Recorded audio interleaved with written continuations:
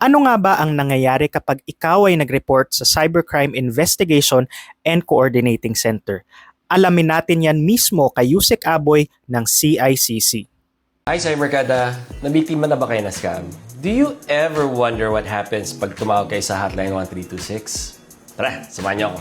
This is the Cybercrime Complaint Center. Ito yung C3 natin, the Chowses Hotline 1326. Pag tumatawag kayo, sila yung nagre-receive ng calls nyo.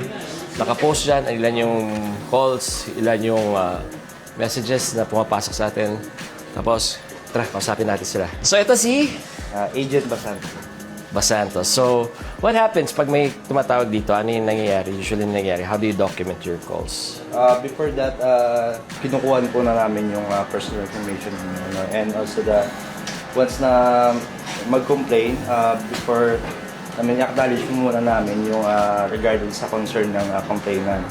So, before that, after na ma-receive namin yung email niya, we will validate yung assessment po sa report niya. Sir. So, how do you document it? Parang tiyatanong yung pangalan, ano yung mga nangyari.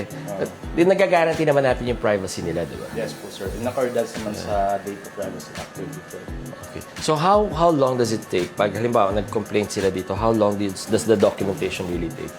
Yung pagsusulat natin tsaka pagda-document.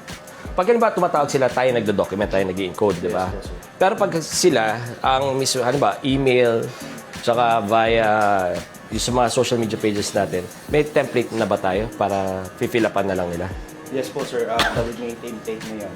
And yung pag once na na-receive na namin yung email niya, bibigyan siya namin ng request form. Doon yung complainant na mag-fill up ng mga personal information niya. And case-to-case basis, meron siyang unauthorized transaction, yun. Bibigyan siya namin ng spill ng unauthorized transaction or extortion. Once na ma-provide na nun, we will file po sa system niya.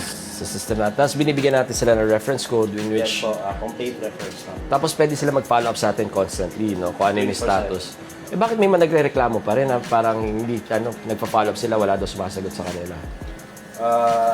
Hindi po sa investigation division po yung regarding sa next step ng status complaint. Kasi minsan Cybercadas, minsan ay forward na natin sa law enforcement agency partners natin.